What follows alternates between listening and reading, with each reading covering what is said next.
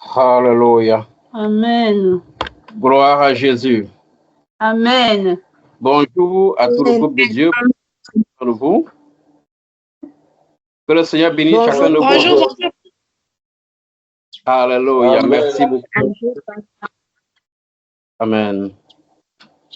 Alléluia. Amen. Amen. Ok, ce matin, je voulais parler du royaume de Dieu. Le royaume de Dieu. Ok, par définition, qu'est-ce que c'est que le royaume de Dieu? Le royaume de Dieu est la sphère dans laquelle s'exerce le gouvernement de Dieu. C'est la sphère dans laquelle s'exerce le gouvernement de Dieu.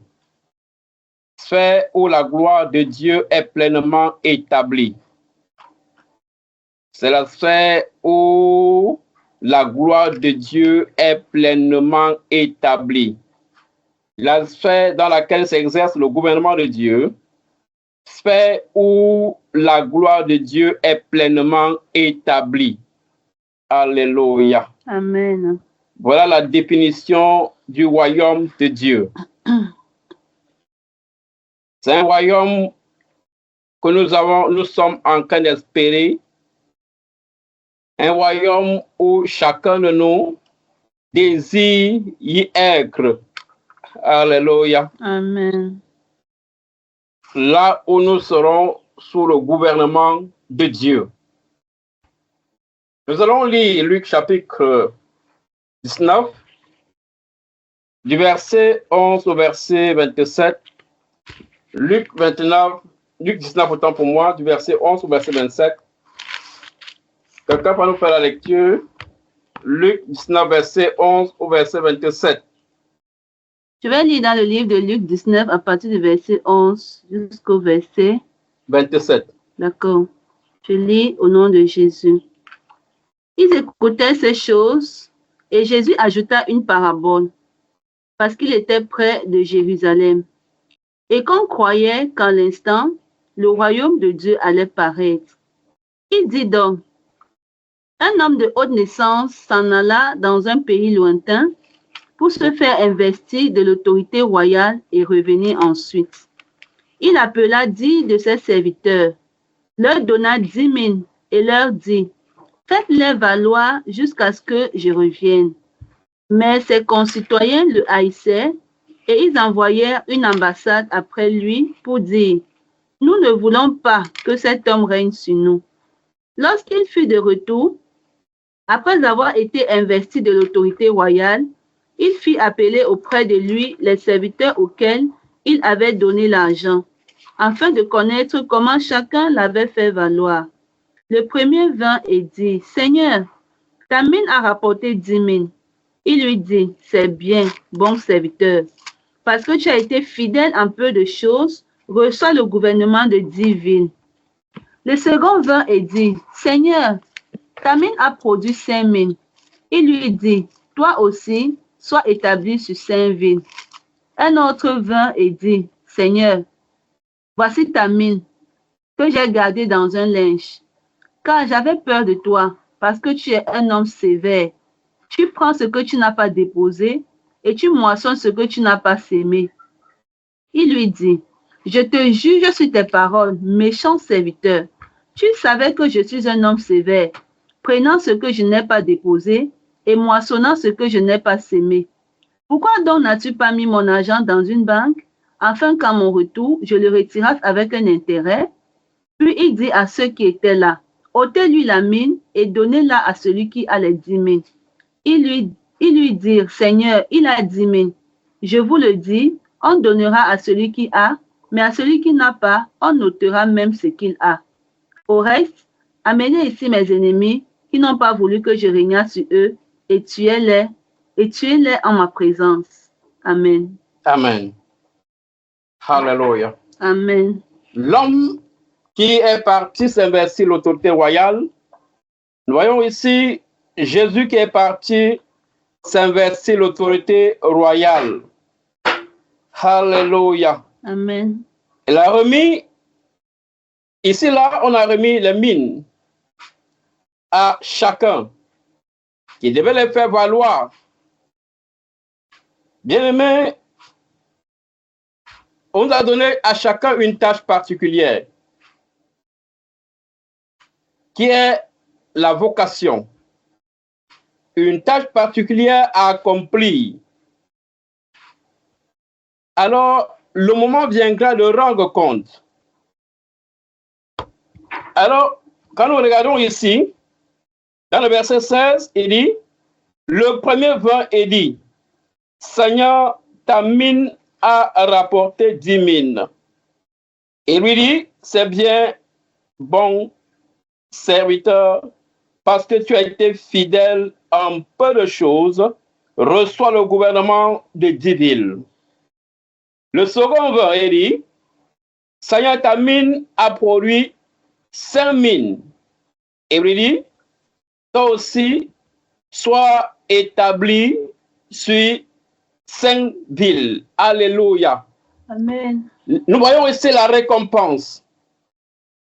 La récompense de ceux qui ont exercé, de ceux qui ont accompli leur tâche, accompli la tâche que Dieu les a assignés. Vous voyez, Enoch, verset 20, il dit, Enoch 20, et dit, Seigneur, voici ta mine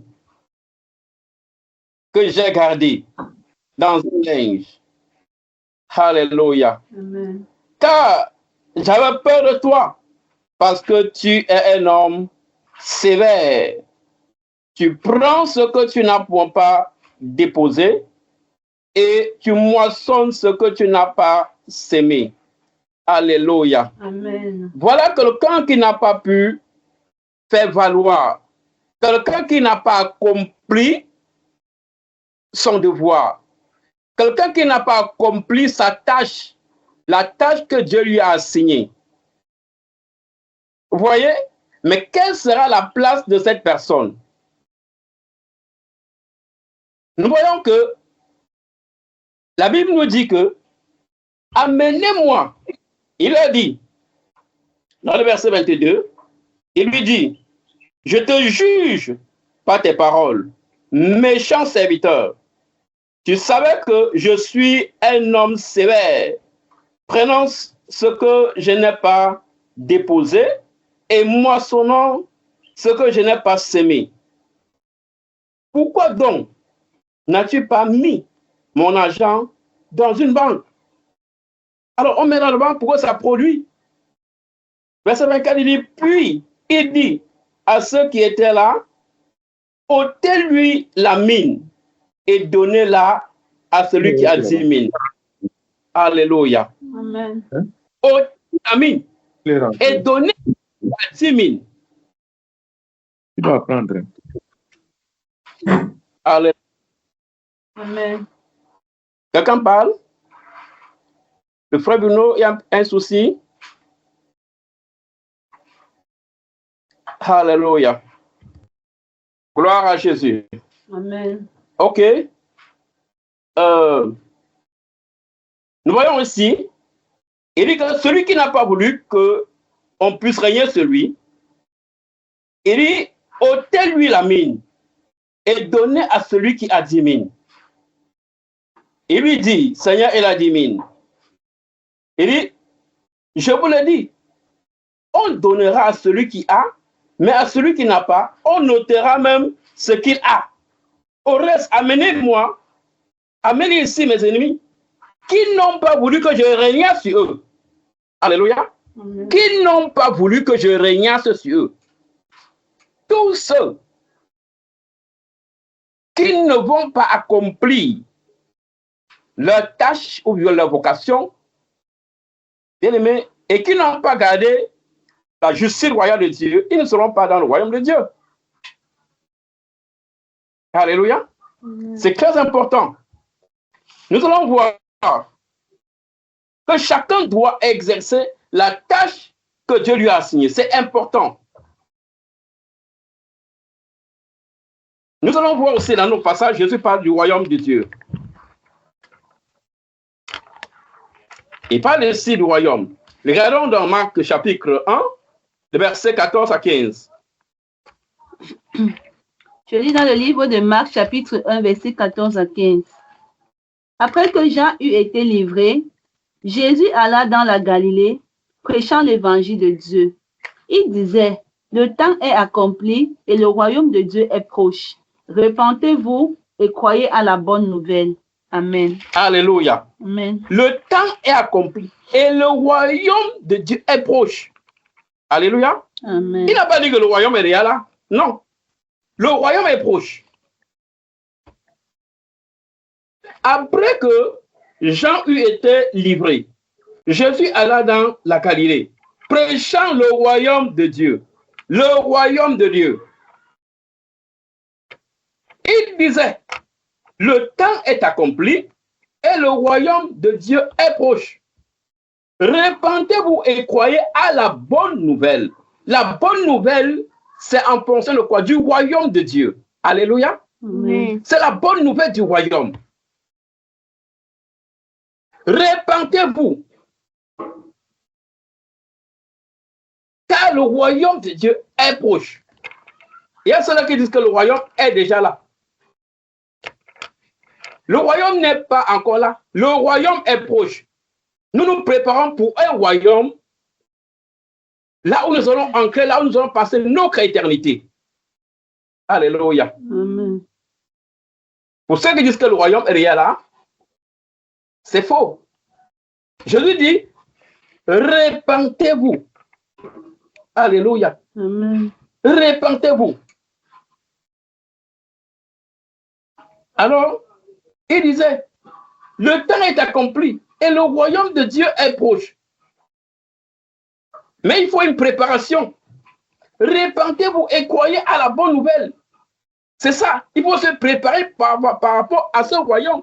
Repentez-vous et croyez à la bonne nouvelle. Car le royaume de Dieu est proche. Donc, si on voit quelqu'un qui vient nous dire que non, le royaume est là, nous sommes dans le royaume de Dieu. Non, les kingdoms là, ceux qui disent que le royaume est proche, le royaume est là, autant pour moi, le royaume est là. Non. Le royaume n'est pas encore là, le royaume est proche. On est à la préparation, chacun doit se préparer pour entrer dans ce royaume merveilleux. Amen.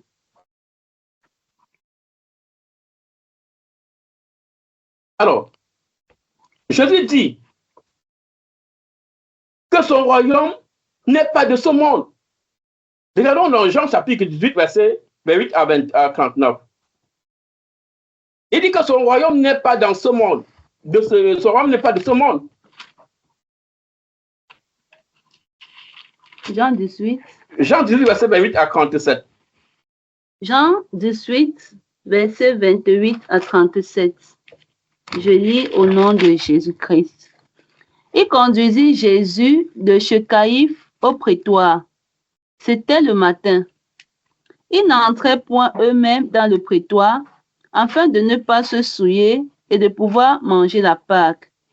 Pilate sortit donc pour aller à eux et il dit, « Quelle accusation portez-vous contre cet homme? » Ils lui répondirent, « Si ce n'était pas un malfaiteur, nous ne te l'aurions pas livré. » Sur quoi Pilate, « Prenez-le vous-même et jugez-le selon votre loi. » Les Juifs lui dirent, « Il ne nous est pas permis de mettre personne à mort. » C'était afin que s'accomplisse la parole que Jésus avait dite, lorsqu'il indiqua de quelle mort il devait mourir. Pilate rentra dans le prétoire, appela Jésus et lui dit, « Es-tu le roi des Juifs? » Jésus répondit, « Est-ce de toi-même que tu dis cela, ou d'autres te l'ont-ils dit de moi? » Pilate répondit, « Moi, suis-je juif? Ta nation et les principaux sacrificateurs t'ont livré à moi. Qu'as-tu fait? » « Mon royaume n'est pas de ce monde, répondit Jésus. Si mon royaume était de ce monde, mes serviteurs auraient combattu pour moi, afin que je ne fusse pas livré aux Juifs. Mais maintenant, mon royaume n'est point d'ici-bas. Pilate lui dit, « Tu es donc roi? » Jésus répondit, « Tu le dis, je suis roi. Je suis né et je suis venu dans le monde pour rendre témoignage à la vérité. Quiconque est de la vérité écoute ma voix. Amen. Amen. Alléluia. Amen. Voilà quelqu'un qu'on veut livrer. Voilà. Il y a dans son verset 31 que, sur quoi Pilate lui dit, prenez-le vous-même et jugez-le selon votre loi. Les Juifs lui disent, il ne nous est pas permis de mettre personne à mort. C'était afin que s'accomplisse la parole que Jésus avait dite, lorsqu'il indiqua de quelle mort il devait mourir. Alléluia. Amen. Lorsqu'il indiqua de quel mort il devait mourir. Alors, si le royaume était là, si le royaume était présent, est-ce que Jésus devait encore mourir? Il devait régner une fois.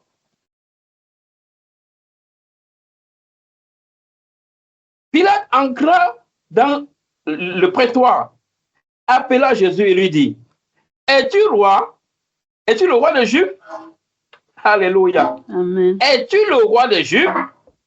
Jésus répondit, est-ce toi-même est-ce de toi-même que tu dis cela? Ou d'autres t'ont-ils dit de moi? Pilate répondit, moi, si je juge, ta nation et les principaux sacrificateurs t'ont livré à moi. Qu'as-tu fait?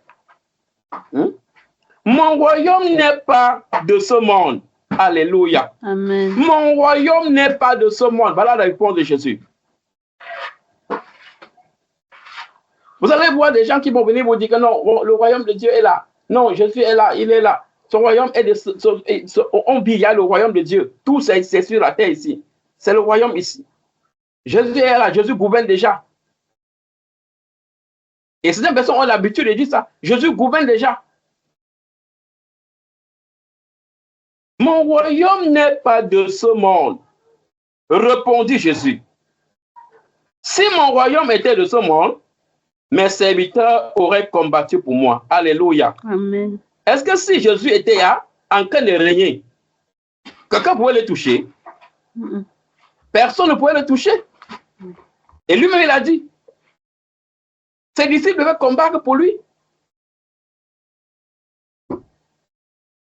Mais comme son royaume n'était pas déjà en train de régner, il fallait qu'il meure. Il fallait que tout soit glorifié. Alléluia. Amen. Amen. Amen. Alors, il dit, mes serviteurs auraient combattu pour moi, afin que je ne fusse pas livré aux Juifs. Mais maintenant, mon royaume n'est point d'ici-bas. Mon royaume n'est pas d'ici-bas. Le temps viendra où il va régner, mais son royaume n'est pas d'ici-bas. Pilate lui dit, tu es donc roi? Jésus répondit, tu le dis, je suis roi. Je suis né et je suis venu dans le monde pour rendre témoignage à la vérité. Alléluia. Amen. Je suis né et je suis venu dans le monde pour rendre témoignage à la vérité. Quiconque est de la vérité, écoute ma voix. Alléluia. Amen. Je suis venu rendre témoignage à la vérité. Quiconque est de la vérité, écoute ma voix. Mon royaume n'est pas d'ici-bas. Alors, des gens qui disent que non, mon royaume, Jésus est en train de régner déjà. Et on a entendu ça dans plusieurs bouches. Les gens là disent, oh, Jésus est, il règne déjà. On est dans le royaume. Vous dites qu'il y a encore quel royaume? Alléluia. Amen. Lisons. Allons-y un peu pour voir. Il dit, la Bible dit que nous revivons en Christ. Nous revivons en Christ. Voyons ça dans 1 Corinthiens chapitre 15, verset 20 à 25. 1 Corinthiens chapitre 15, verset 20 à 25. Je lis dans le livre de 1 Corinthiens chapitre 15, à partir du verset 20, il est écrit. Mais maintenant, Christ est ressuscité des morts. Il est les prémices de ceux qui sont morts. Car, puisque la mort est venue par un homme, c'est aussi par un homme qu'est venue la résurrection des morts. Et comme tous meurent en Adam, de même aussi, tous revivront en Christ. Mais chacun en son rang. Christ comme prémisse, puis ceux qui appartiennent à Christ lors de son avènement. Ensuite viendra la fin, quand il remettra le royaume à celui qui est Dieu et Père, après avoir détruit toute domination, toute autorité et toute puissance. Car il faut qu'il règne jusqu'à ce qu'il ait mis tous les ennemis sous ses pieds. Amen. Alléluia. Amen. Alléluia. Amen. Mais maintenant, Christ est ressuscité des morts. Il est le prémisse de ceux qui sont morts. Alléluia. Amen. Car puisque la mort est venue par un homme, c'est aussi par un homme qu'est venue la résurrection des morts. Et comme tous morts en Adam, alléluia, Amen. comme tous morts en Adam, de même aussi, tous revivons en Christ. Tous revivons en Christ. Mais chacun en son rang. Christ comme prémisse. Puis, ceux qui appartiennent à Christ lors de son avènement. Alléluia. Amen. Lors de son avènement, il revient pour faire quoi? Lors de son avènement.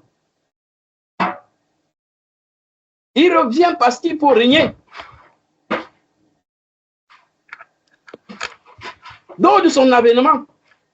Ensuite viendra la fin. Quand il remettra le royaume à celui qui est Dieu, le Père.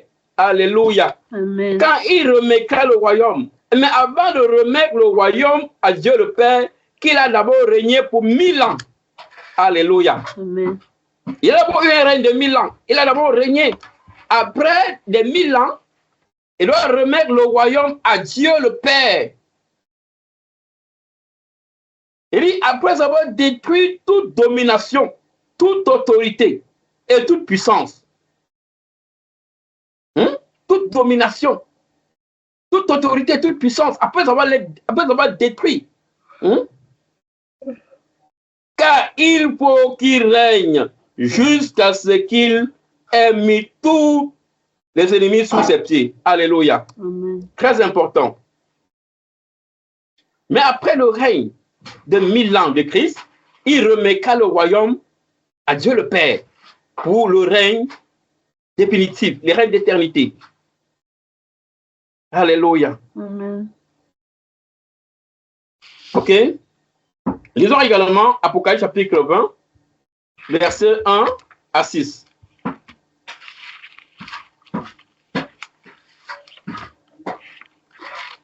Je lis dans le livre d'Apocalypse chapitre 20, à partir du verset 1 jusqu'au verset 6, il est écrit.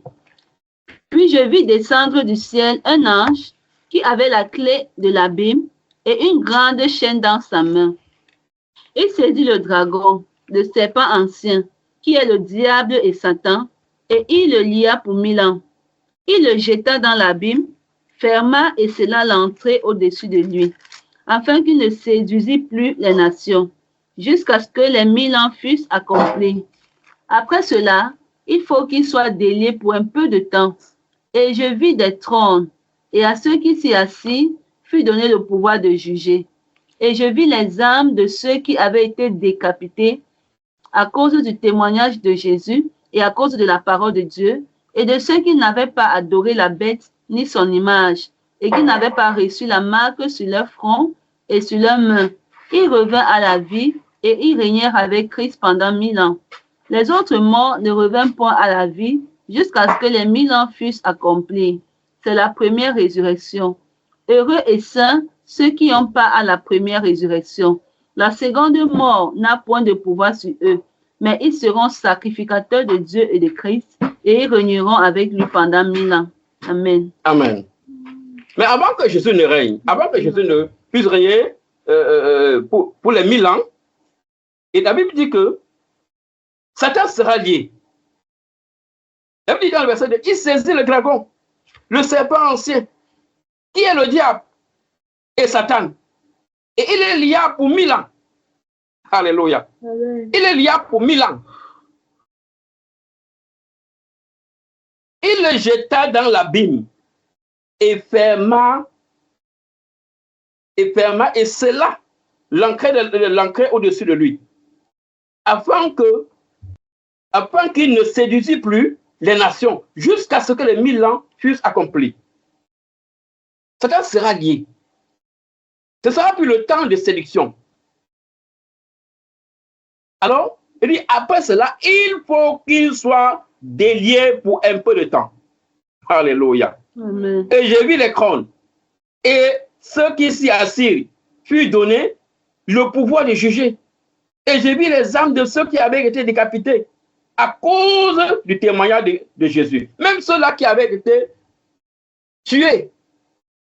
Nous connaissons des pays, nous connaissons des pays, nous connaissons des villes, nous connaissons des endroits où on arrête des serviteurs de Dieu. Même là, en Afghanistan, on arrête des serviteurs de Dieu, on les égorge.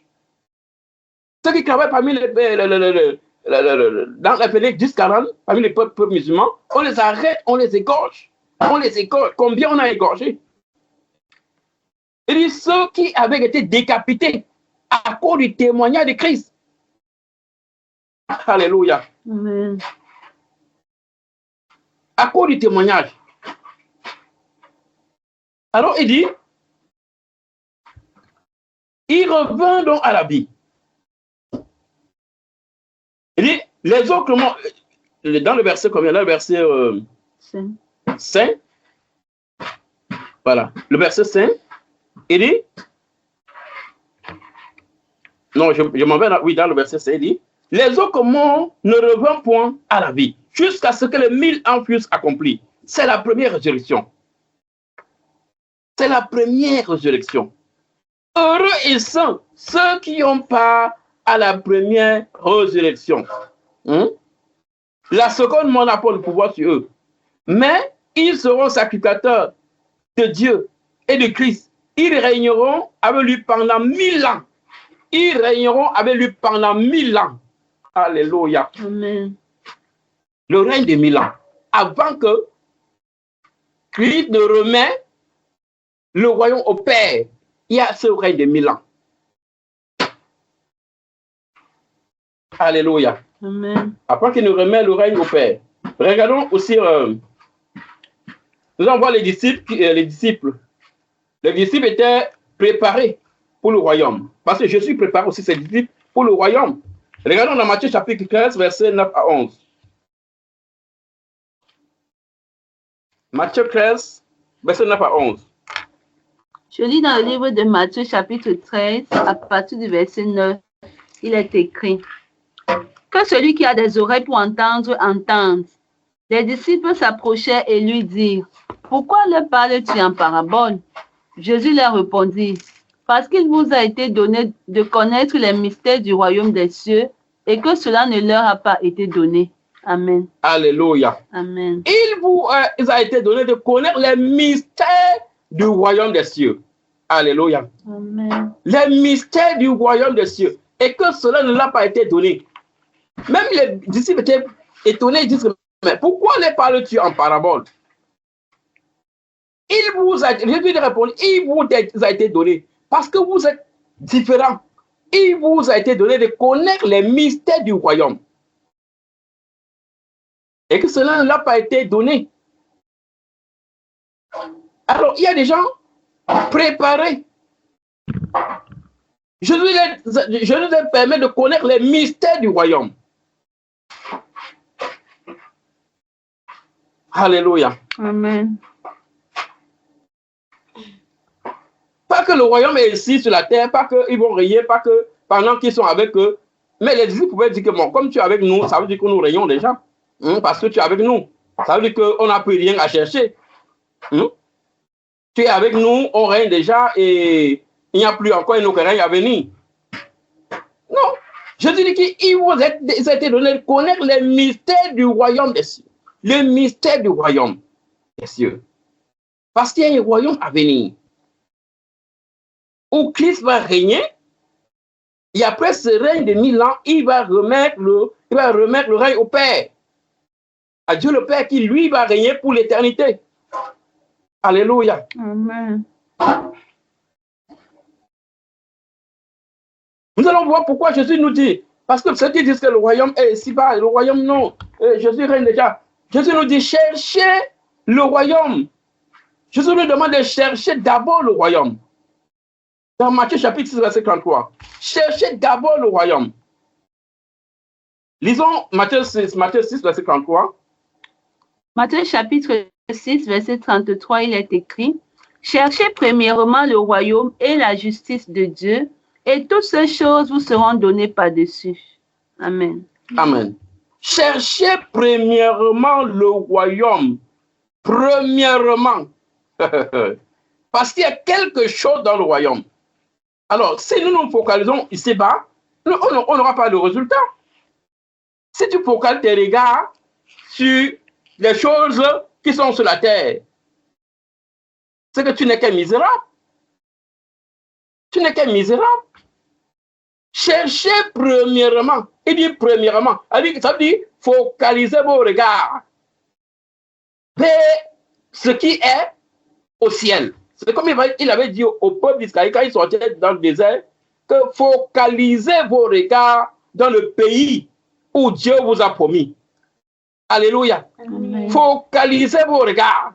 Et quand on focalise les regards, ça veut dire que quelles qu'en soient les embûches, quel qu'en soit ce qui peut être en chemin, on sait que nos regards, c'est là où il y a la destination. Alléluia. Amen. Il dit, cherchez premièrement. Ça veut dire, quel qu'en soit ce qui peut être sur le chemin, cela m'importe peu. Parce que je cherche d'abord ma destination. Cherchez premièrement le royaume. Premièrement, le royaume. C'est d'abord ça. Là où on sera, là où Dieu va permettre à Jésus de régner pendant 1000 ans avant qu'il ne prenne le règne. Là où la souffrance, il n'y aura plus de souffrance. Là où il n'y aura plus de querelles. Là où il n'y aura plus de pleurs. Si on me dit, il y a cet endroit où tu ne dois plus marcher, où tu ne dois plus manger à la sueur de ton front, tu ne dois plus pleurer, tu ne dois plus te lamenter, tu ne dois plus... donc tu ne dois plus faire ça pour pouvoir réussir. Frère, il dit, c'est un endroit où dès que tu arrives là, ta souffrance est finie. Mais, il dit, focalisez vos regards. Focalisez vos regards. Ça veut dire, quelles qu'en soient les embûches, quel qu'en soit ce qui peut être obstacle, je ne dois qu'avancer. Cherchez premièrement le royaume. Cherchez premièrement. Premièrement. Parce qu'il sait que c'est un endroit très merveilleux. Alléluia. Amen. Cherchez premièrement le royaume et la justice de Dieu. Alors, pourquoi il dit royaume, il met justice de côté? Parce que c'est la justice qui va t'aider, tu vois, c'est la justice qui va t'aider à pouvoir y entrer. C'est la mise en pratique de la justice royale. Alléluia. Amen. Sans oublier maintenant la tâche, comme Dieu dit plus haut, la tâche que Dieu t'a assignée, que tu dois l'exercer avec prudence, avec fidélité et prudence. Le prudent pour la justice, c'est très important. Cherchez premièrement le royaume et la justice de Dieu. Alléluia. Amen. Donc ne confondons pas cette justice qui est la justice royale. La justice salvatrice et la justice royale. La justice salvatrice, on le reçoit par la grâce. On le reçoit gratuitement. La reçoit gratuitement. Mais la justice royale, il faut la chercher. Il faut la mise en pratique. Parce que cela est une condition pour le royaume. pour l'ancrer dans le royaume. Comment chercher le royaume? C'est la question qu'on se pose. Comment chercher le royaume? Dans la lecture biblique. La lecture profonde, la méditation profonde de la parole. Le jeûne, la prière, les retraites. Tu vois, dans le but de découvrir notre vocation qui est aussi liée à notre existence sur la terre. On n'entre pas dans les prières, dans les méditations pour rien, ou dans le jeûne, la prière pour rien, mais c'est dans le but de découvrir notre vocation qui est liée à notre existence sur la terre. Je dis toujours que nous ne sommes pas venus sur la terre parce qu'il faut manger, parce qu'il faut boire, parce qu'il faut avoir un travail séculier et avoir de l'argent pour payer la maison, manger, boire, et après on dit que la vie est belle. Non. Nous sommes sur la terre pour une mission. Et chacun doit connaître la mission pour laquelle il est sur la terre. Chacun doit connaître le but pour lequel il est sur la terre. Et quand tu finis ta mission sur la terre, non, Dieu te reprend. C'est très important. Mais quelqu'un qui ne comprend pas, qui est païen, doit penser que non, oh, je suis venu sur la terre, c'est pour manger et boire. Je suis venu sur la terre, mon travail, dès que j'ai un peu d'argent, c'est pour aller m'amuser. Et je bois, je fais ceci, je fais ça, et je monte, je descends, et tout. C'est pas la vie là-bas, non. C'est pas la vie. Quel est le but pour lequel tu es sur la terre? Tu dois te préparer pour ce royaume merveilleux. Il faut une préparation. C'est comme ça qu'il dit que nous devons chercher le royaume. Ça demande la lecture de la parole de Dieu, la méditation profonde, le jeûne, la prière, les retraites. C'est dans le but de découvrir ta vocation qui est liée à ton existence sur la terre. Très important. Alléluia. Amen.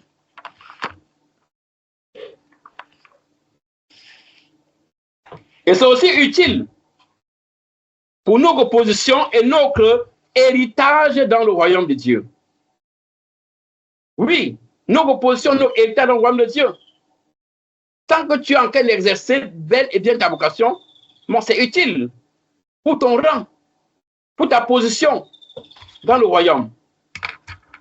Et ton héritage dans le royaume, c'est très important. Alléluia. Amen. Lisons un peu Matthieu chapitre 25, verset 1 à 12. Je lis dans le livre de Matthieu chapitre 25, verset 1 à 12, il est écrit: Alors, le royaume des cieux sera semblable à 10 vierges qui, ayant pris leur lampe, allèrent à la rencontre de l'époux. 5 d'entre elles étaient folles et 5 sages. Les folles, en prenant leur lampe, ne prirent point d'huile avec elles, mais les sages prirent avec leur lampe de l'huile dans des vases. Comme l'époux tardait, toutes s'assoupirent et s'endormirent. Au milieu de la nuit, on cria: Voici l'époux, allez à sa rencontre. Alors toutes ces vierges se réveillèrent et préparèrent leurs lampes. Les folles dirent aux sages: Donnez-nous de votre huile, car nos lampes s'éteignent. Les sages répondirent: Non, il n'y en aurait pas assez pour nous et pour vous. Allez plutôt chez ceux qui en vendent et achetez-en pour vous. Pendant qu'elles allèrent en acheter, l'époux arriva. Celle qui était prête entrait avec lui dans la salle des noces et la porte fut fermée. Plus tard, les autres vierges vinrent et dirent: Seigneur, Seigneur, ouvre-nous. Mais il répondit: Je vous le dis en vérité, je ne vous connais pas. Amen. Amen. Ici, nous voyons que certaines personnes, comme les vieilles folles, n'entreront pas dans la salle des noces. Certaines personnes, bien-aimées, n'entreront pas dans la salle des noces. C'est comme des vieilles folles. Pourquoi? Parce qu'elles n'ont pas exercé elles n'ont pas accompli leur vocation. Oui, sur la terre. Elles n'ont pas donc les vêtements appropriés Parce qu'il faut avoir les vêtements appropriés pour pouvoir entrer dans la salle des noces. Certaines personnes bien-aimées ne pourront pas entrer dans la salle des noces. Des vierges folles. Ils sont occupés, elles étaient occupées à faire leurs choses. Comme certains de nos jours. Certains vendent de l'huile, ils vendent des eaux bénies, de ceci, de cela. Au lieu d'être dans leur vocation, ils ne sont pas dans leur vocation. Et nous le voyons. Mais quand le moment d'entrer dans la salle des noces va arriver, ils ne vont pas entrer dans la salle des noces. Pour faute de n'avoir pas accompli leur vocation. C'est ça le problème. Et ceux-là, nous voyons que les vierges sages, elles ont accompli leur vocation, elles sont entrées dans la salle. Mais quand le maître est venu, il est entré dans la salle, la porte était fermée. Donc, ils sont revenus, disent que Seigneur, Seigneur, ouvre-nous. Mais il ne peut pas ouvrir. Je ne vous ai jamais connu. Je ne vous ai jamais connu. Et que dans Matthieu chapitre 7, il dit, mais certains vont venir. Il dit, Seigneur, mais nous avons prophétisé en ton nom. Il dit, mais comment? Hey, donc vous avez prophétisé. Mais je ne connaissais pas. Hein? Éloignez-vous de là. Je ne vous ai jamais connu. Mais comment tu ne nous as pas connus? On nous a prophétisé. Tu voyais comment on prophétisait en ton nom, non? Tu voyais comment on faisait les miracles en ton nom? On raquait les gens tombaient. Tu voyais. Mais vous avez raclé, ils sont tombés. Et est-ce que c'est moi qui vous ai envoyé les raclés? Donc, certains m'ont béni, dit que oh, nous avons fait ceci. Nous avons fait cela en ton nom. Mais il va dire que non. Moi, je ne vous ai jamais envoyé. Éloignez-vous de moi. Éloignez-vous.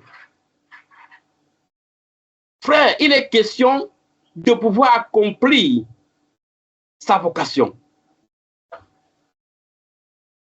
Pour la préparation, ce qui va nous aider à entrer dans le royaume. Alléluia. Amen. Lisons ici là, pour voir les gens qui ont pour voir ce que c'est que le fin-là. Regardons dans Apocalypse chapitre 19, versets 6 à 8. Ceux qui ont eu des vêtements appropriés parce qu'ils ont bel et bien accompli leur vocation. Apocalypse chapitre 19, à partir du verset 6, il est écrit. Et j'entendis comme une voix d'une foule nombreuse, comme un bruit de gros eaux et comme un bruit de fort tonnerre, disant, Alléluia, car le Seigneur notre Dieu Tout-Puissant est entré dans son règne. Réjouissons-nous et soyons dans l'allégresse et donnons-lui gloire, car les noces de l'agneau sont venues et son épouse s'est préparée. Et il lui a été donné de se revêtir d'un fin lin éclatant pur, car le fin lin, ce sont les œuvres justes des saints. Amen. Amen. Amen. Alléluia. Le fin lin, ce sont les œuvres justes des saints.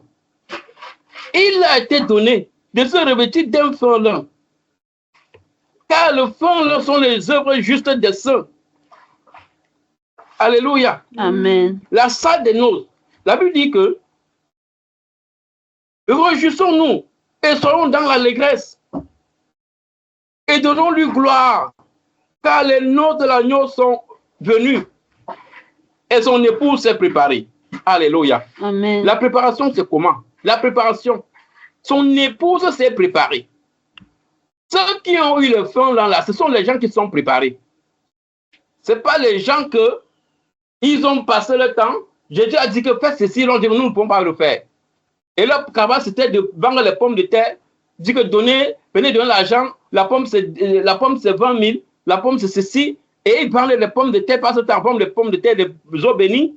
Ils passent le temps à racler les gens. Et les gens tombent. Quand les gens tombent, on applaudit. Alors, est-ce que tu vas voir le fond? Tu vas voir le fond là comment?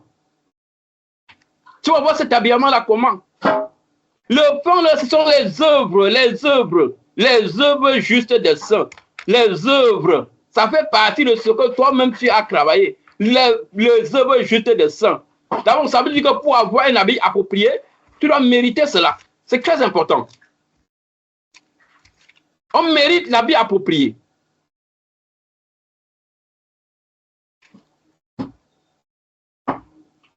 Alléluia. Amen.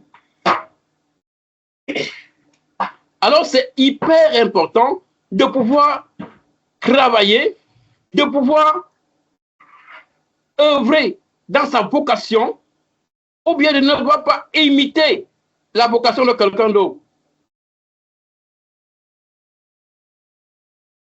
Et la Bible dit que nous allons changer en un instant.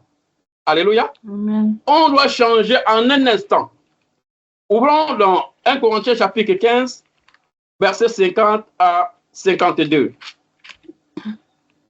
Je lis dans le livre de 1 Corinthiens 15, à partir du verset 50, il est écrit: Ce que je dis, frère, c'est que la chair et le sang ne peuvent hériter le royaume de Dieu, et que la corruption n'hérite pas l'incorruptibilité. Voici, je vous dis un mystère. Nous ne mourrons pas tous, mais tous nous serons changés. En un instant et en un clin d'œil, à la dernière trompette. La trompette sonnera et les morts ressusciteront incorruptibles, et nous serons changés. Amen. Alléluia. Amen. Alléluia. Amen. C'est formidable. Ce que je dis, frère, c'est que la chair et le sang ne peuvent hériter le royaume de Dieu. Alléluia. Amen. La chair et le sang ne peuvent hériter le royaume de Dieu. Et que la corruption n'héritera pas l'incorruptibilité. Alléluia. Amen. Voici, je vous dis un mystère. Nous ne mourrons pas tous, mais nous serons changés. Oui, on ne mourra pas tous, puisque d'autres seront enlevés. Alléluia. Amen. Nous croyons à l'enlèvement. Tandis que quand d'autres seront encore sur la terre, Jésus-Christ va venir pour enlever son église. Et les gens vont partir. Même les morts en Christ se ressusciteront. Ils vont tous aller à la rencontre du Seigneur dans les airs. Alléluia. Amen. Nous voyons cela dans 1 Thessaloniciens chapitre 4, versets 16 et 17. Il dit que tous nous serons enlevés. Jésus va atterrir, les morts en Christ vont ressusciter, ils seront enlevés. Maintenant, nous les vivants, qui ne sommes pas encore morts, nous serons enlevés. Alors, ce sera pour les noces au ciel. Alléluia. Amen. La grande fête. Quand tu n'as pas d'habit approprié, tu ne peux pas entrer. C'est dangereux. Alors, il dit, voici, je vous dis, un mystère, nous ne mourrons pas tous, mais nous serons changés. En un instant et en un clin d'œil, à la dernière trompette, la trompette sonnera et les morts ressusciteront incorruptibles. Et nous serons changés. Alléluia. Amen. Les morts ressusciteront incorruptibles. En un clin d'œil, on sera changé. Ça, c'est un mystère. Pour le règne, ou bien pour la fête des noces au ciel, après le règne de 1000 ans sur la terre. Alléluia. Amen. Formidable. Alléluia. Comment ne pas nous préparer? Alléluia. Ok. Nous allons voir aussi le règne sur la terre. Regardons Apocalypse chapitre 5, verset 10. Le règne sur la terre. Apocalypse chapitre 5, verset 10. Apocalypse chapitre 5, verset 10, il est écrit: Tu as fait d'eux un royaume et des sacrificateurs pour notre Dieu, et ils régneront sur la terre. Amen. Alléluia. Amen. Tu as fait d'eux un royaume de sacrificateurs. Alléluia. Amen. Un royaume de sacrificateurs. Pour notre Dieu. Ils régneront sur la terre. Ils régneront sur la terre. Un royaume de sacrificateurs. Amen. Gloire à Jésus. Amen. C'est formidable, bien-aimé. C'est formidable. Tu as fait d'un royaume de sacrificateurs. Ils régneront. Alors également, nous allons aussi voir que l'Éternel sera roi. Il y aura donc la sécurité. La sécurité sur la terre. Regardons dans Zacharie, chapitre 14, verset 9 à 11. Zacharie chapitre 14, le verset 9 à 11, il est écrit: L'Éternel sera roi de toute la terre. En ce jour-là, l'Éternel sera le seul éternel, et son nom sera le seul nom.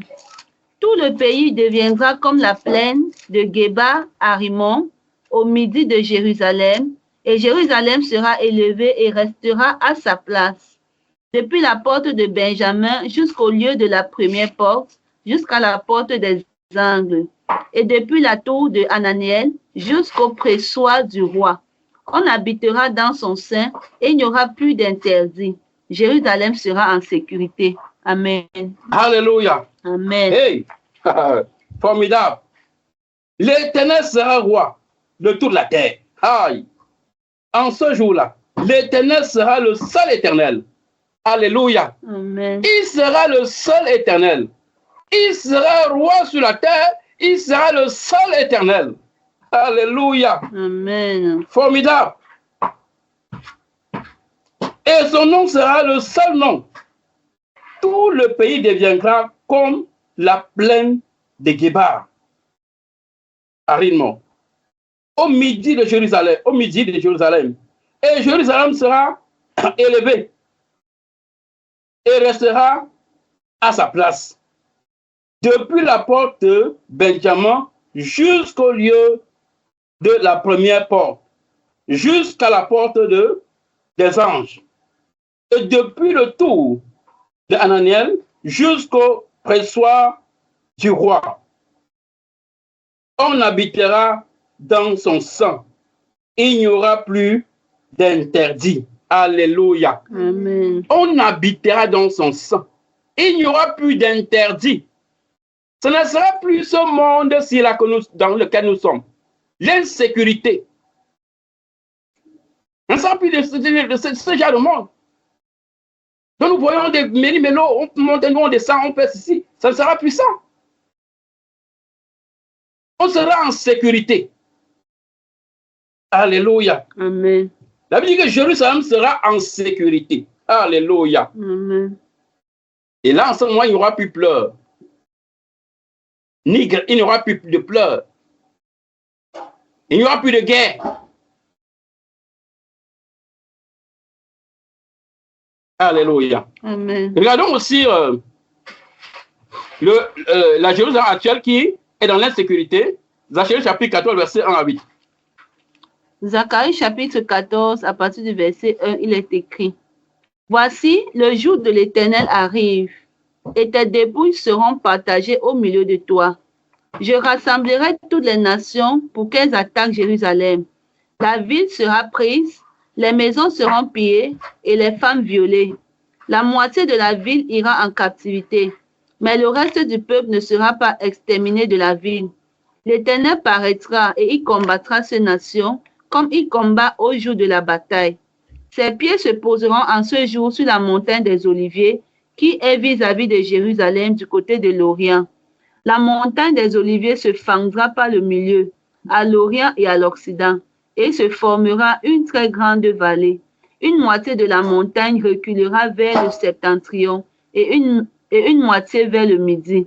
Vous fuirez alors dans la vallée de mes montagnes, car la vallée des montagnes s'étendra jusqu'à Adzel. Vous fuirez comme vous avez fui devant le tremblement de terre, au temps d'Osias, roi de Juda. Et l'Éternel, mon Dieu, viendra et tous ses saints avec lui. En ce jour-là, il n'y aura point de lumière. Il y aura du froid et de la glace. Ce sera un jour unique, connu de l'Éternel, et qui ne sera ni jour ni nuit. Mais vers le soir, la lumière paraîtra. En ce jour-là, Des eaux vives sortiront de Jérusalem et couleront moitié vers la mer orientale, moitié vers la mer occidentale. Il en sera ainsi été et hiver. Amen. Amen. Nous voyons ici Jérusalem dans l'insécurité. Vous voyez? Il dit dans le verset 2, qui rassemblerait toutes les nations pour qu'elles attaquent Jérusalem. La ville sera prise, les maisons seront pilées et les femmes violées. La moitié de la ville ira en captivité. Mais le reste du peuple ne sera pas exterminé de la ville. L'Éternel paraîtra, il combattra ces nations, comme il combat au jour de la bataille. Alléluia. Amen. Nous voyons ici Jérusalem dans la guerre, nous voyons ici Jérusalem dans l'insécurité. Et c'est la raison pour laquelle, quand Jésus viendra, quand son temps viendra, on sera dans toute la sécurité. Comme nous avons lu dans le verset, du verset 9 au verset 11, il dit, Jérusalem sera en sécurité. Parce que l'Éternel, lui, sera roi. Lui, il va gouverner. Alléluia. Amen. Et là où il sera roi, il y aura la sécurité. Amen. Il n'y aura plus d'insécurité. Donc, dans le royaume de Dieu, il y aura la sécurité totale. Amen. Ce que nous vivons actuellement, nous ne le vivrons plus dans le royaume de Dieu. Amen. Le royaume de Dieu nous promet une sécurité. C'est la raison pour laquelle nous devons nous préparer pour y entrer. Alléluia. Que c'est-il un homme de gagner le monde s'il perd son âme? Alléluia. Amen. Nous allons voir aussi, nous voyons Jérusalem céleste descendre. Alors, regardons l'Apocalypse chapitre 21, le verset 9 à 10. Apocalypse chapitre 21, verset 9 à 10. Apocalypse chapitre 21, à partir du verset 9, il est écrit. Puis un des 7 anges qui tenait les 7 coupes remplies des 7 derniers fléaux vint, et il m'adressa la parole en disant, viens, je te montrerai l'épouse, la femme de l'agneau. Et il me transporta en esprit sur une grande et haute montagne, et me montra la ville sainte, Jérusalem, qui descendait du ciel d'auprès de Dieu, ayant la gloire de Dieu. Amen. Alléluia. Amen. Jérusalem qui descend. Alléluia. Alléluia. Jérusalem céleste, très important. Et dit, puis, un des 7 anges qui tenait les 7 coupes, remplis de 7 derniers fléaux, vint. Il m'adressa la parole en disant, viens, je te montrerai l'épouse, la femme de l'agneau. Il me transporta en esprit sur une grande et haute montagne. Il me montra la ville sainte, Jérusalem, qui descendait du ciel d'auprès de Dieu, ayant la gloire de Dieu. Alléluia. Amen. Qui descendait d'auprès de Dieu, ayant la gloire de Dieu. Alléluia. Amen. La Jérusalem céleste. Alléluia. Amen. Nous allons entrer dans le royaume si nous marchons convenablement. Ouais. Si nous marchons convenablement, nous allons entrer dans le royaume. Regardons Matthieu chapitre 8, versets 10 à 12. Matthieu 8, verset 10 à 12. Matthieu chapitre 8, verset 10 à 12, il est écrit. Après l'avoir entendu, Jésus fut dans l'étonnement et il dit à ceux qui le suivaient, je vous le dis en vérité, même en Israël, je n'ai pas trouvé une aussi grande foi. Or, je vous déclare que plusieurs viendront de l'Orient et de l'Occident et seront à table avec Abraham, Isaac et Jacob dans le royaume des cieux. Mais les fils du royaume seront jetés dans les ténèbres du dehors, où il y aura des pleurs et des grincements de dents. Amen. Alléluia. Amen. Vous voyez donc, plusieurs viendront de l'Orient. Plusieurs viendront. Mais quand ces plusieurs-là viennent, mais quels sont ceux-là qui étaient d'abord sur place? Alléluia. Où sont ceux qui étaient sur place? Il dit, oh, je vous le déclare, que plusieurs viendront de l'Orient et de l'Occident et seront à table avec Abraham, Isaac et Jacob dans le royaume des cieux. Ils seront ensemble dans le royaume des cieux. Mais ceux qui sont venus de l'Orient et de l'Occident, et pourtant il y avait ceux qui étaient, il y a ceux qui étaient sur place. Où sont-ils? Ça veut dire, bien aimé, que si nous nous amusons, plusieurs personnes vont nous dévancer. C'est très important. Mais les fils du royaume seront jetés, dans les ténèbres du dehors, où il y aura des pleurs et des grincements des dents. Les fils du royaume. Qu'il n'en soit pas notre cas. Amen. Les fils du royaume seront jetés dans les ténèbres. Ils seront jetés dans les ténèbres du dehors, où il y aura des pleurs et des grincements des dents. Les grincements des dents, là, c'est le regret. Parce que quand quelqu'un grince les dents, ça veut dire qu'il est en train de regretter le passé. Il grince, il dit, qu'est-ce qu'il m'a fait comme ça? C'est le péché là qui m'a tiré derrière. Si je savais le péché, je ne pouvais pas faire ça. Donc il grince les dents, il grince les dents. Et qu'est-ce qui m'a fait de rater ce royaume?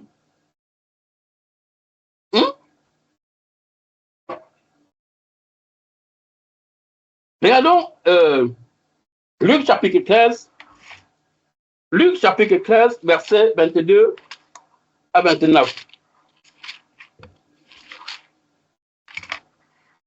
Luc chapitre 13, versets 22 à 29, il est écrit: Jésus traversait les villes et les villages, enseignant et faisant route vers Jérusalem.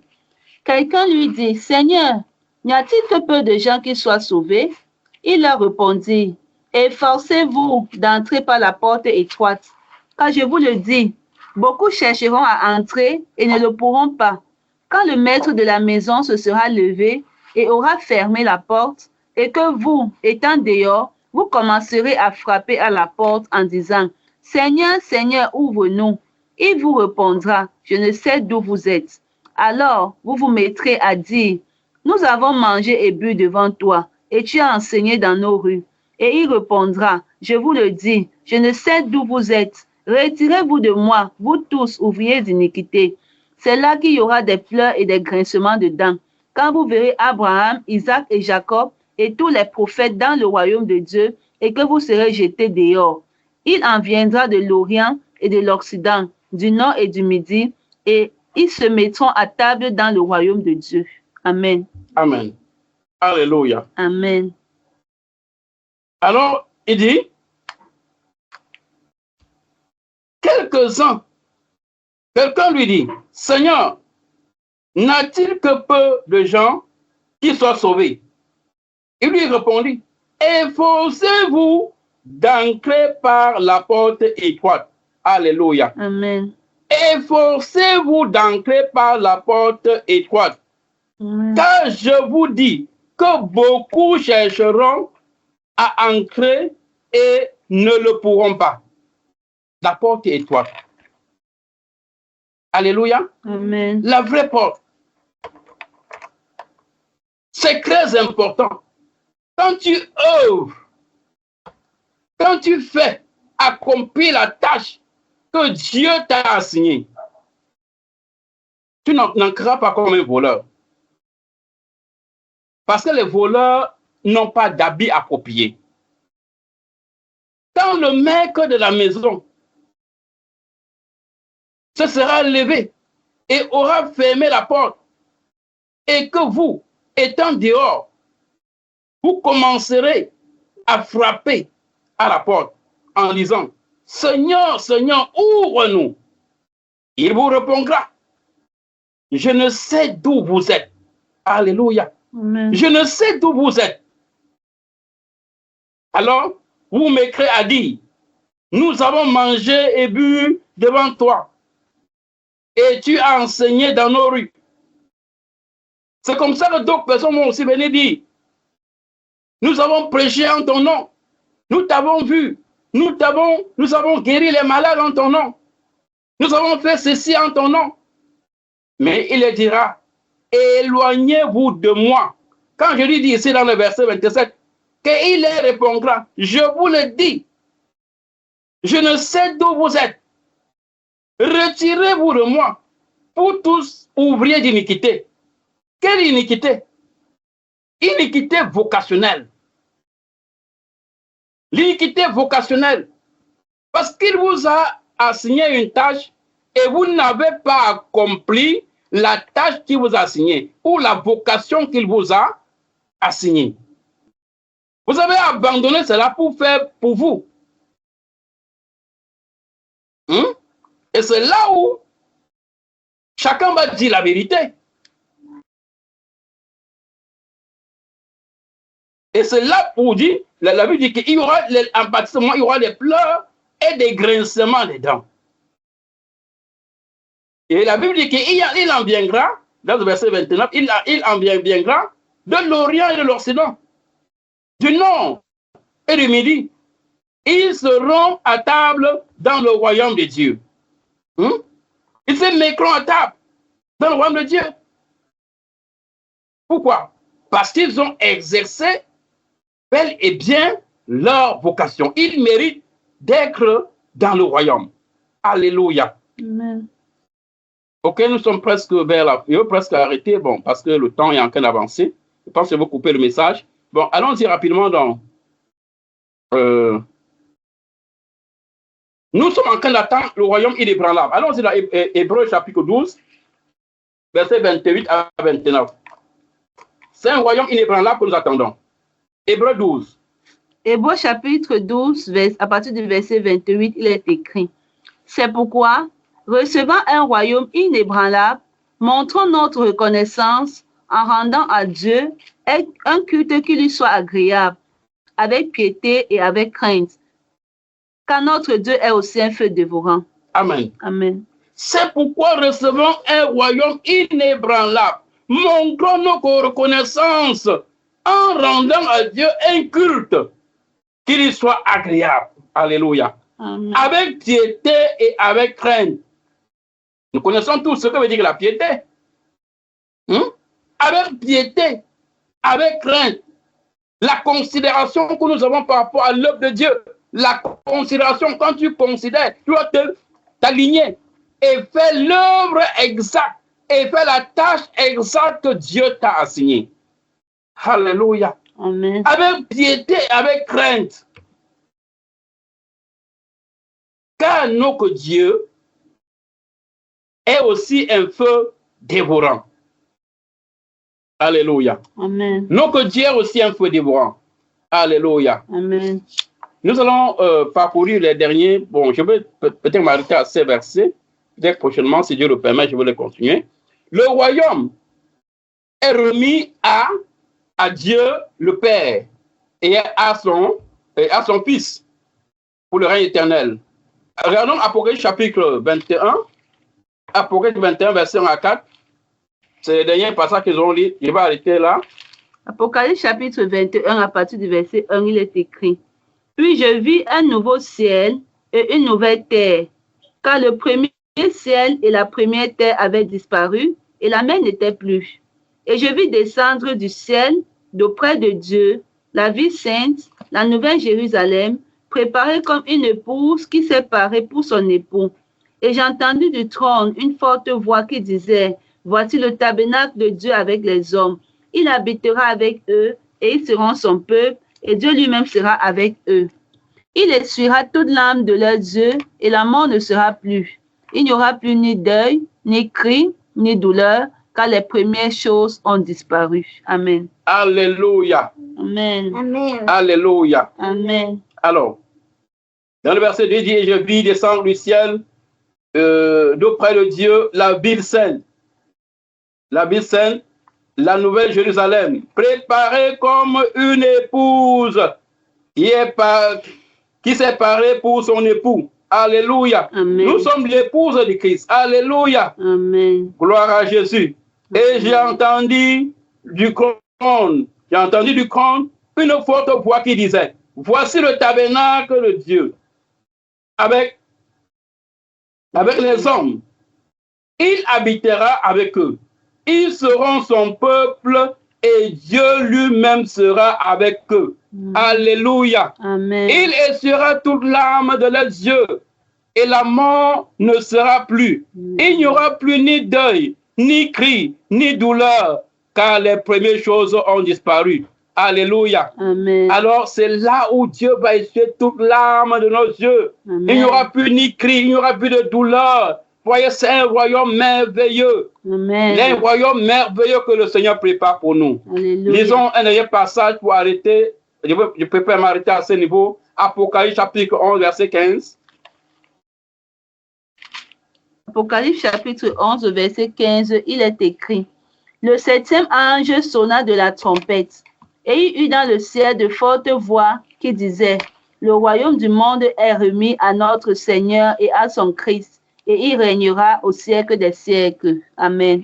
Alléluia. Amen. Alléluia. Amen. Gloire à Jésus. Amen. Le royaume est remis à notre Maître. Alléluia. Amen. C'est formidable, bien-aimé. Donc, il dit, le 7e ange sonna de la trompette. Et il y eut dans le ciel de fortes voix qui disaient, le royaume du monde est remis à notre Seigneur et à son Christ. Et il régnera au siècle des siècles. Il est remis à notre Seigneur et à son Christ et ils régneront au siècle des siècles. Alléluia. Amen. Alléluia. Amen. Nous voyons que le royaume est remis. Non seulement nous avons le règne des 1000 ans. Bon, après le règne des 1000 ans, le Seigneur il va remettre le règne au Père pour le règne éternel. Alléluia. Amen. C'est un royaume merveilleux que nous devons nous préparer à y entrer. Un royaume où il n'y aura plus de pleurs, il n'y aura plus de soucis, il n'y aura plus d'inquiétude, il n'y aura plus de travail, il n'y aura plus. Nous serons là et nous serons dans la joie totale. Alléluia. Amen. Que le Seigneur nous bénisse. Amen. Amen. Amen. Amen. Amen. Alléluia. Alléluia. Amen. Gloire à Dieu. Amen. Gloire à Dieu. Gloire à Dieu. Nous sommes richement bénis en ce matin par cette puissante exhortation que nous avons écoutée de son serviteur. Et nous rendons grâce à Dieu pour tout ce qui a été dit. Et ce que je retiens, c'est que nous devons être trouvés prêts, des serviteurs fidèles et prudents, tel qu'il est écrit dans Matthieu 24, verset 45. Quel est donc le serviteur fidèle et prudent que son maître a établi sur ses gens pour leur donner la nourriture au temps convenable? Heureux ce serviteur que son maître à son arrivée trouvera faisant ainsi. Je vous le dis en vérité, il établira sur tous ses biens. Alléluia. Amen. Nous avons besoin de la préparation, comme le serviteur de Dieu a tantôt dit, et il a tellement répété cela. Et nous comprenons que sans la préparation adéquate, nous ne pouvons pas être trouvés des serviteurs fidèles et prudents. Et nous voyons, tel qu'il a évoqué dans Matthieu 25, la parabole des 10 vierges, nous voyons 5 folles, 5 vierges folles, qui représentent ici des chrétiens qui n'ont pas eu une préparation adéquate pour pouvoir entrer dans le royaume de Dieu. Et il a également évoqué le livre de Luc 19, où il a parlé de la parabole des mines, où notre Seigneur est allé se faire investir de l'autorité royale pour revenir ensuite. Il va se faire investir de l'autorité royale. Ça veut dire que le royaume de Dieu n'est pas encore présent. C'est à venir. Mais entre-temps, que notre Dieu Jésus-Christ est allé s'investir de l'autorité royale, qu'est-ce que nous faisons? Comment est-ce que nous nous préparons?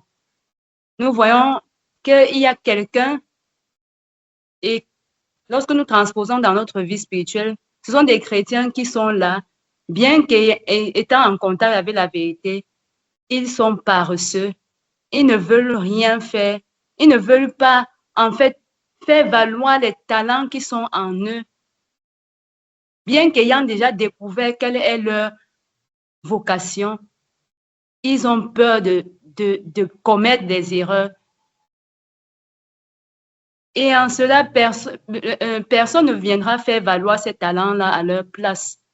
Nous ne faisons qu'accumuler la connaissance, accumuler. Mais si nous n'arrivons pas à faire valoir les talents, les dons que Dieu a déposés en nous par rapport à l'exercice de notre vocation, comment est-ce que nous pourrons être efficaces plus tard et comment est-ce que nous pourrons accomplir notre vocation? Puisque c'est de ça que le serviteur de Dieu a parlé. Il a dit que nous avons besoin d'accomplir notre vocation pour pouvoir entrer dans le royaume de Dieu, pour pouvoir revêtir le fin lin.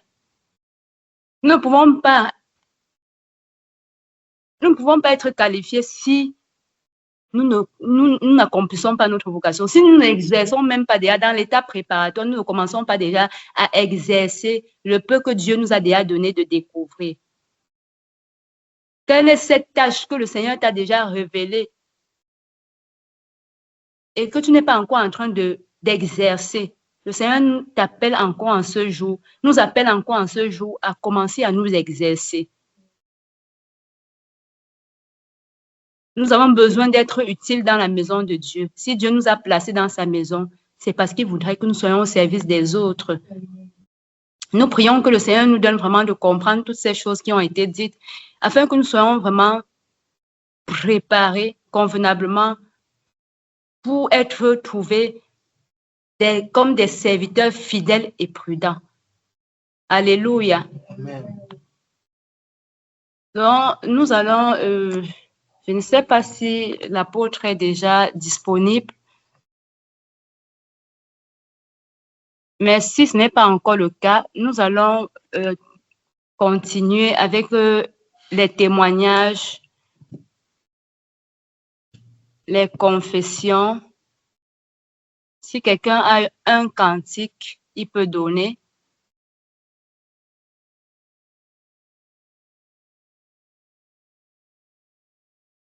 Nous vous écoutons. À vous le micro.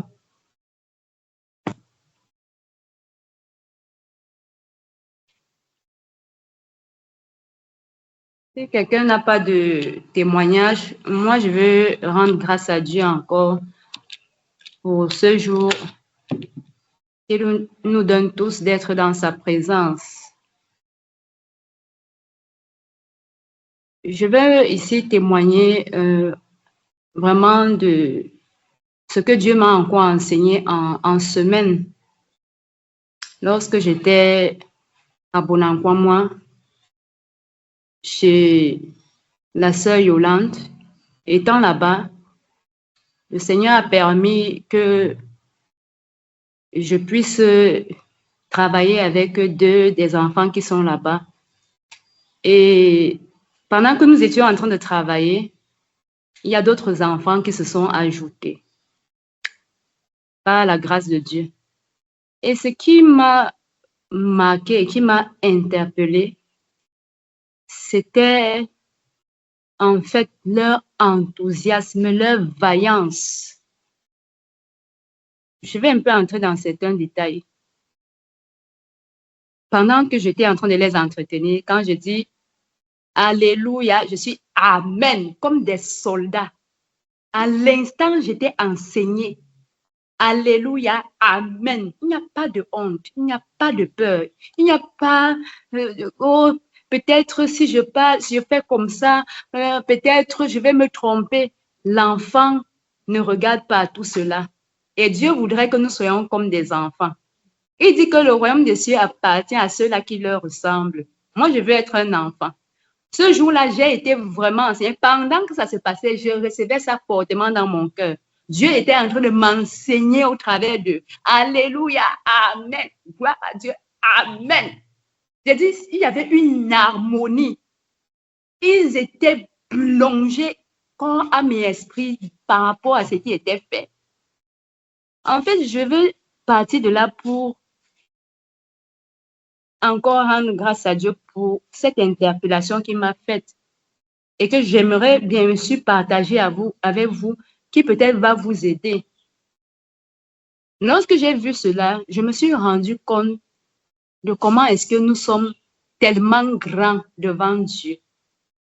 Nous n'avons pas une position d'humilité. Nous sommes tellement grands dans la présence de Dieu. On vient avec toute sa hauteur. On vient avec tout son orgueil. On n'arrive pas à avoir une manière agréable devant Dieu pour s'humilier dans sa présence. Pour dire à Dieu, Seigneur, je veux apprendre, je veux faire. Puisque l'opportunité a été donnée à tout le monde. Seigneur, je veux faire, apprends-moi. L'enfant n'est pas là pour regarder s'il a des limites ou pas. Il se jette tout simplement. Ça m'a tellement interpellée. À l'instant, pendant que ça se passait, j'étais en train de recevoir quelque chose dans mon cœur. Et qui m'a donné de redoubler de zèle. Quand on dit que est-ce que quelqu'un peut faire telle chose, est-ce que quelqu'un peut prier, ne serait-ce que la prière, personne n'est incapable d'ouvrir le micro pour prendre la parole. Comment est-ce que nos dons, nos talents vont pouvoir se manifester, vont pouvoir grandir en nous si nous n'arrivons pas à nous exprimer? J'ai vu cela en ces enfants. La promptitude. Alléluia. Amen. Alléluia. Amen. Gloire à Dieu. Amen. J'ai dit une harmonie comme des soldats. J'ai seulement dit, Seigneur, je veux être comme un enfant. Brise-moi. Donne-moi de devenir comme un enfant. Même si je viens commettre des erreurs, quel que soit en fait, ce que les gens peuvent penser de moi. Moi, je ne suis pas ici pour me faire voir ou bien je suis là pour apprendre. Et parce que je suis là pour apprendre, je viens avec toutes mes limites. Je rends grâce à Dieu parce que dès le départ, le Seigneur m'a fait comprendre cela. Et je veux encourager encore quelqu'un aujourd'hui à sortir de sa coquille pour pouvoir exprimer les dons, les talents, les capacités qui sont en lui. Il y a des choses que Dieu a déposées dans ta vie qui peuvent être une bénédiction, qui d'ailleurs même sont une bénédiction pour le peuple de Dieu, pas que qui peuvent. Et Dieu voudrait utiliser cela pour son peuple. Mais tu as peur de t'exprimer parce que tu as peur de commettre des erreurs, tu as peur d'être jugé. Nous ne sommes pas ici pour juger les gens. Que le Seigneur nous aide vraiment à comprendre ces choses. Devenons comme des petits enfants, comme des enfants. Moi, je vais être comme un enfant. J'ai dit que ça m'a enseigné une harmonie, comme des soldats. J'ai rendu grâce à Dieu pour cela. J'ai été vraiment bénie. Et je rends grâce encore, je rends encore toute la gloire à Dieu parce qu'il enseigne d'une manière, tantôt d'une manière, tantôt d'une autre. Il nous parle tantôt d'une manière, tantôt d'une autre. Mais il faut juste être attentif. Et je prie vraiment que le Seigneur nous donne de nous rajuster au nom de Jésus. Amen. Alléluia. Amen. Que le Seigneur nous aide vraiment. C'est très important pour notre perfectionnement. Amen. Comme le serviteur de Dieu a dit, nous avons besoin d'accomplir notre vocation. Mais pour accomplir même, il faut que Dieu nous fasse confiance. Et c'est dans le désert, nous devons commencer à exercer ce que Dieu a déjà déposé dans nos vies, ce qu'il nous a déjà révélé. Est-ce que tu t'exerces déjà? Est-ce que tu fais valoir cela au peuple de Dieu? Ou bien tu gardes ça pour toi dans le secret? Est-ce que le fait de parler en public, ça veut dire que tu es trop agité? Je vous retourne la question. Si c'est le cas, si ce n'est pas le cas, vraiment, que le Seigneur nous aide. Alléluia. Donc, la parole est donnée à quiconque veut la prendre. Témoignage, confession, cantique. Le micro est ouvert à quiconque veut prendre